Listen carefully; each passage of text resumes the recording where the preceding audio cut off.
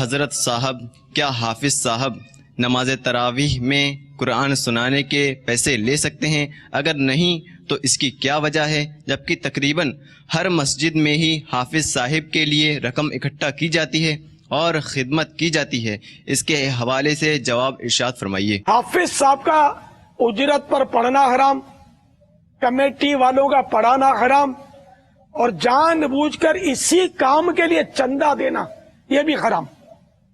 ثواب نہیں ملے گا، گناہ ملے گا۔ جھٹکا بڑا لگا ہوگا تو یہ بھی کرتا ہے، وہ مولانا بھی کرتا ہے، یہ مولانا بھی کرتا ہے۔ تو جس کا کلمہ پڑھا ہے اس کی بات پر عمل کرو۔ کس مولانا کا پڑھا ہے؟ کون سی مسجد کے پیش امام کا آپ نے کلمہ پڑھا ہے؟ اچھا، مدینے والے مصطفیٰ کا کلمہ پڑھا ہے صلی اللہ تعالی علیہ وسلم۔ تو ان کے مدینے والے مصطفیٰ صلی اللہ تعالی علیہ وآلہ وسلم کے نائبین نے، علماء متقین نے، علماء کاملین نے جو ہمیں سمجھایا، پھر اس کو عمل کریں۔ کہ میرے آقا اعلی حضرت رحمت اللہ تعالی علیہ بے شک نائب رسول تھے، بہت بڑے عالم، مفتی، فتاوی رضویہ شریف میں انہوں نے فتوے دیے اس کے کہ وہ قرآن کریم پڑھنے کی اجرت لینا دینا حرام، میلاد پڑھنے کی اجرت لینا حرام، یہ سب فتوے دیے۔ اور اس کو وہ ایک رسالہ مکتبۃ المدینہ نے شائع کیا ہے، نعت خواں اور نذرانہ، اس میں اس کے حوالے موجود ہیں، دلائل موجود ہیں، پڑھ لیجیے۔ تو تراویح کی بھی اجرت کے بارے میں فیضان رمضان، فیضان سنت جلد اول میں بھی اس کے احکام دیے ہوئے ہیں۔ تو یہ جھٹکا نہ کھائیں کہ قرآن کریم پڑھنے پڑھانے کی تراویح، قرآن کریم پڑھنے کی تلاوت، نہ کہ وہ تعلیم کی اجرت جائز ہے۔ تو بہرحال یہ کہ تراویح کی اجرت بھی حرام ہے، کیونکہ تراویح میں قرآن سنانا یہ شرط تو نہیں ہے نا۔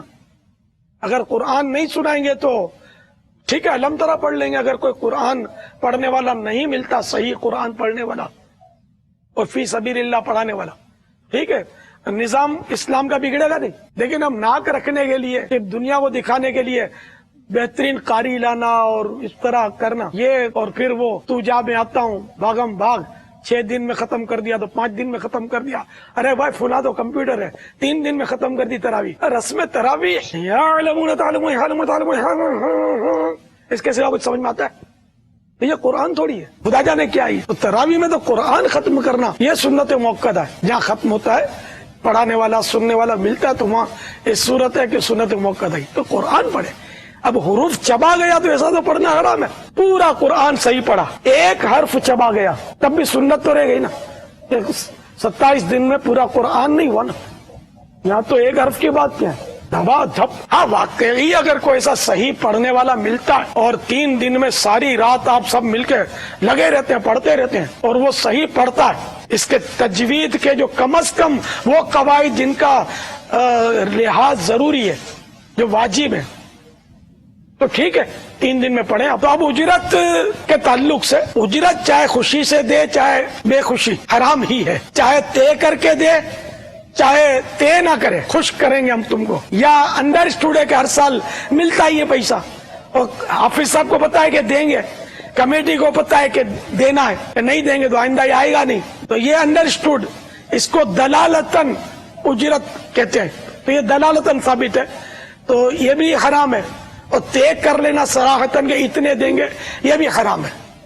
دونوں ہی صورتیں حرام ہے۔ جواز کی، اس کے جائز ہونے کی بھی صورت ہے۔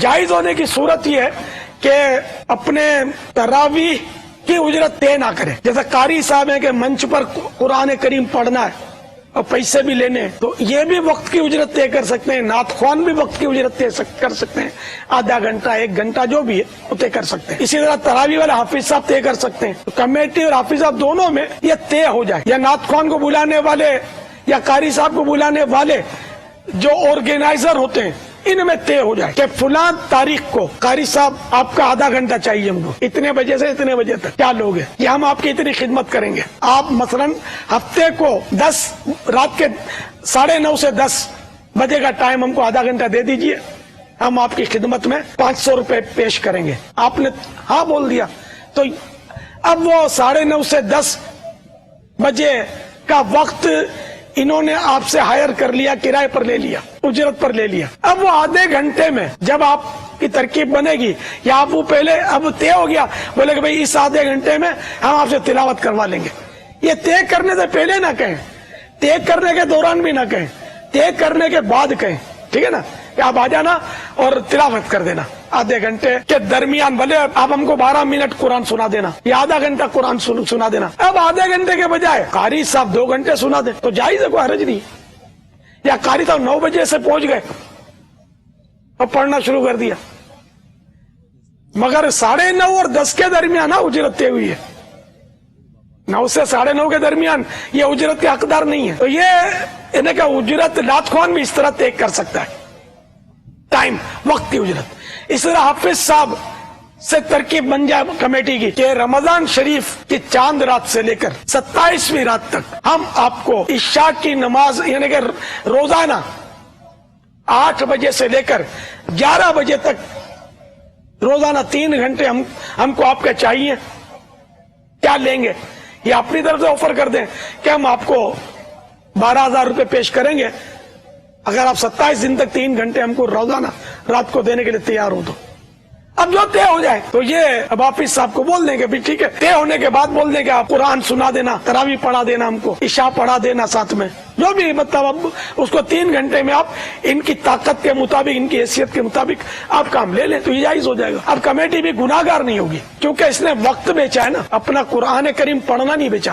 ثواب ملے گا، کمیٹی کو بھی ثواب ملے گا، حافظ صاحب کو ثواب ملے گا الحمدللہ. ابا اگر اجازت ہو تو ایک عوامی وسوسہ عرض کروں. لبیک. مولانا آپ لوگ یار عجیب لوگ ہو، ابھی منع کیا کہ یوں نہیں. اب یہ آپ جو طریقہ بتا رہے ہو تو یہ جو بول رہے ہو کہ پہلے تم طے کر لو ٹائم کا، نے بعد میں اس کو بتاؤ کہ تم نماز پڑھا دینا، تو کہ اس کو پہلے سے پتہ نہیں تھا کہ اسے نماز پڑھانی ہے، اسے قرآن پڑھانا ہے، تو پہلے سے پتہ تھا. اب پہلے طے کرتے ہو ٹائم کا نا، اس کے بعد بولتے ہو نماز پڑھا دو. تو پہلے سے اگر بولو نماز پڑھانی ہے تو تم بولتے ہو غلط ہے. پہلے سے تم ٹائم سیٹ کر لو نا، پھر بولو کہ نماز پڑھانی تو صحیح ہے. یار کیا یار آپ لوگ مسئلہ لے کر آتے ہو. تو اب ایسے بھی مطلب دماغ کے لوگ ہوتے ہیں کہ جو ہمارے یہ شرعی مسائل بتانے پر اس طرح کی گفتگو کر کے جو کچھ یہ کرتے ہیں، آپ کے بھی اس علم میں ہے، کچھ ان کو بھی مدنی پھول دینا ہوگا کہ یہ، کیونکہ اگر قاری صاحب کو آپ نے سمجھا دیا، مجھے نعت خوان بھی ملے نا، انہوں نے بھی مجھے یہ بات کی تھی یار باپا نے ہم کو تو سمجھا دیا، اب ہم جا کے کسی کو سمجھانے بیٹھتے نا، ہوتے یار یہ کیا بات ہوئی.